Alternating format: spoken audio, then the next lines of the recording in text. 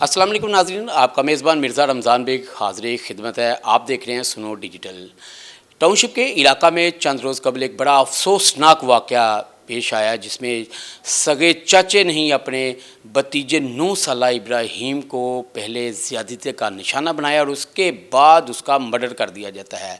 ये जो ख़बर थी जंगल की आग तरह पूरे लाहौर में फैल गई, लेकिन उसके बाद बर वक्त एसएसपी इन्वेस्टिगेशन इसका नोटिस लिया और टीम को जो हदायत जारी की, जिन्होंने चंद घंटों बाद ही मुलज़म उसके जो चचा हैं उनको गिरफ़्तार कर लिया। एसएसपी इन्वेस्टिगेशन नवीद साहब हमारे साथ मौजूद हैं, उनसे डिटेल से पूछते हैं कि आया इसके पीछे मुहरक़ात क्या थी और बच्चे को मर्डर कैसे किया गया, गोली मारी गई, गला दबाया गया या किसी और तरीके से उसको मर्डर किया गया। अच्छा सर, ये बताएं कि ये बच्चे का जो मर्डर हुआ है इस तरह किस तरह किया गया और बच्चे को कत्ल करने की वजह क्या बनी?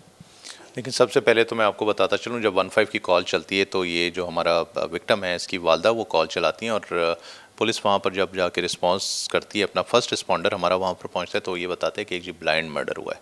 अब ब्लाइंड मर्डर को ट्रेस करना यकीनन हमारे लिए काफ़ी ज़्यादा उसमें मुश्किलात पेश आती हैं। हमें टेक्निकल अपनी असिस्टेंस लेनी होती है, ह्यूमन इंटेलिजेंस लेनी होती है और उसके बाद हम इस केसेस को फाइनल करते हैं। अब जब इस बच्चे की डेथ का हमें पता चला तो हमने इसकी डेड बॉडी को शिफ्ट किया ताकि ये डिटरमिन हो सके, इसका पोस्टमार्टम हो और कॉज ऑफ डेथ हमें पता चल सके।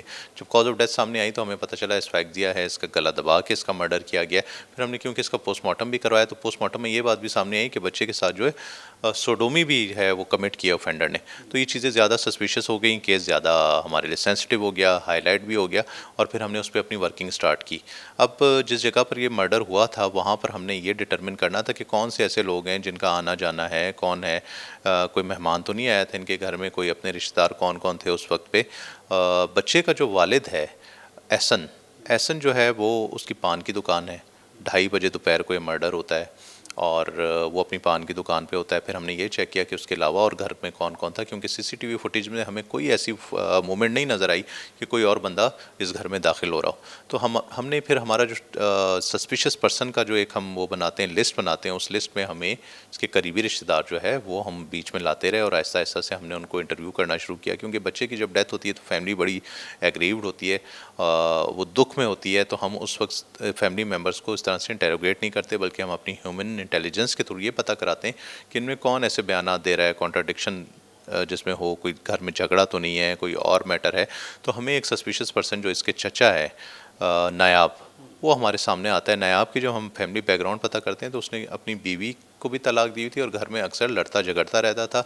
ये इसका कोई ऐसा गुजर बसर करने का कोई तरीका नहीं है और हमें ये भी पता चला है कि ड्रग्स का एडिक्ट भी है ये। जब ये सारी चीज़ें हमारे सामने आई तो हमने ये बेहतर समझा कि हम इसकी इंटेरोगेशन करें। इंटेरोगेशन के लिए जब हमने इसको कॉल किया तो जो पिछले बयानात थे उससे तजाद कर रहा था कि जी मैं तो उस वक्त घर पर ही नहीं था। फिर जब हमने चेक किया तो वाकई इसकी लोकेशन घर की आ रही थी और बच्चे के साथ ही मौजूद था। ये लास्ट बंदा जो मिला था बच्चे से वो ये था। अच्छा, इसमें सर सवाल ये भी पैदा होता कि बच्चा उस टाइम घर में अकेला था या कोई और भी इसके रिश्तेदार थे, ये ज़रा सस्पेक्ट तो है बात। जी बिल्कुल बिल्कुल सस्पेक्टफुल है ये आपकी बात। लेकिन जब हमने कॉल आई, हमें 15 की कॉल इसकी वालदा की तरफ से आई, हम वहाँ पर जाके मूव करते हैं, वहाँ पर जाके सारी चीज़ें देखते हैं। तो जिस वक्त ये इंसिडेंट होता है तो बच्चा और ये इकट्ठे दोनों घर में थे। अब ये बात जब हमारे सामने आती है, हम इससे पूछते हैं तो पहले अपने बयानात तब्दील करता रहा, नहीं मैं भाई के साथ दुकान पे था, मैं बाहर गया हुआ था। लेकिन जब हमने इस चीज़ों को देखा, जो हमारे पास लास्ट सीसीटीवी फुटेजेस मिली उसमें ये घर के अंदर जा रहा था और जब वक़ूआ हो जाता है तो उसके बाद ये घर से बाहर निकल रहा होता है। तो फिर हम इसकी इंटेरोगेशन करते हैं और इंटेरोगेशन में ये इस जुर्म को एडमिट करता है कि इसने पहले बच्चे के साथ जो है वो ज़्यादती की है और फिर उसका मर्डर किया, उसका गला दबा के। इसमें मैं अपने नाज़रीन को ये बता दूँ, ये सगा चाचा है और इसने मर्डर करने के बाद अहले खाना के साथ उसकी तलाश भी करता रहा है और पूरी हमदर्दी भी दिखाता रहा है।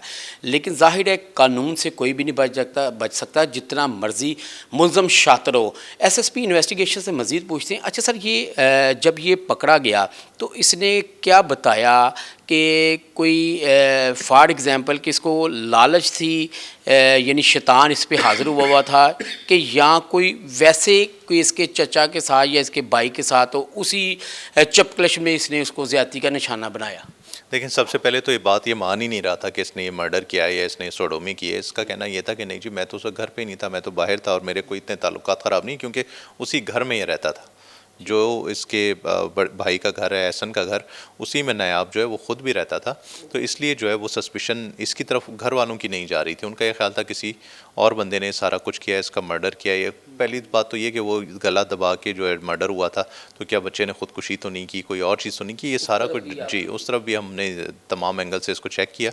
लेकिन जब हमें पोस्टमार्टम रिपोर्ट आ गई तो हमें बड़ा क्लियर हो गया था कि इसमें यकीनन एक और कोई बंदा इन्वॉल्व है। अब वो बंदा कौन है, तो वो ये था।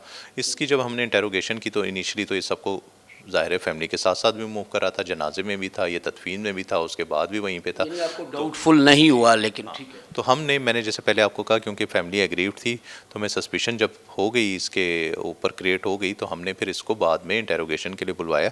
और जितने हमारे पास हकाइक थे वो उस पर क्रॉस क्वेश्चनिंग के दौरान ये फिर उन चीज़ों को क्लियर ना कर सका, और फिर ये क्लियर हो गया कि यही बंदा जो है यही ऑफेंडर है मेन।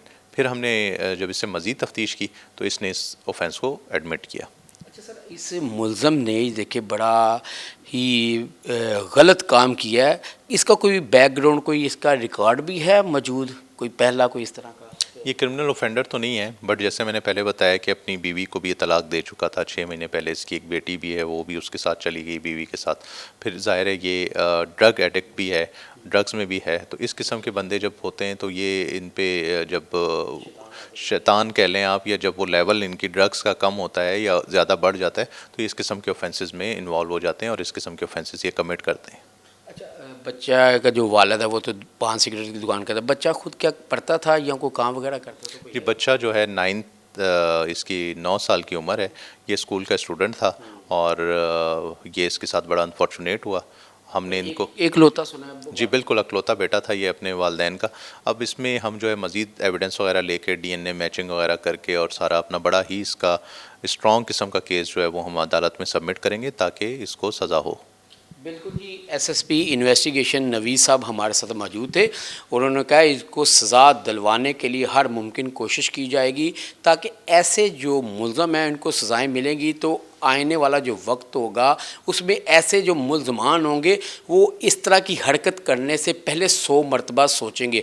जब तक सज़ाएं नहीं होती मुल्ज़म आज़ाद फिरते हैं, लेकिन जब सज़ाएं हो जाती हैं तो दूसरे मुल्ज़मों को भी एक मैसेज मिलता है। एसएसपी इन्वेस्टिगेशन जो नवीद, उनका मज़ीद कहना था कि बच्चे का जो वालिद है वो पान सिगरेट का दुकान करता है, और जो मुल्ज़म है वो पहले अपनी बीवी को तलाक दे चुका हुआ था, और अब उसके ऊपर ज़ाहिर सी बात है कि शैतान हाज़िर हुआ, या उसका एक ड्रग्स भी क्योंकि करता था जिसकी वजह से उसका जो जहन था एक हाइप चला जाता है कि भाई अब करना क्या है, जो सामने है वो कर देता है मुल्ज़म। लेकिन अब सज़ा दिलवाने के लिए एसएसपी इन्वेस्टिगेशन, उनकी पूरी टीम जो इसको सज़ा दिलवाने के लिए पूरी कोशिश कर रही है ताकि इसको सज़ाएँ हो और मुल्ज़म को कैफ़र किरदार तक पहुँचाया जाए।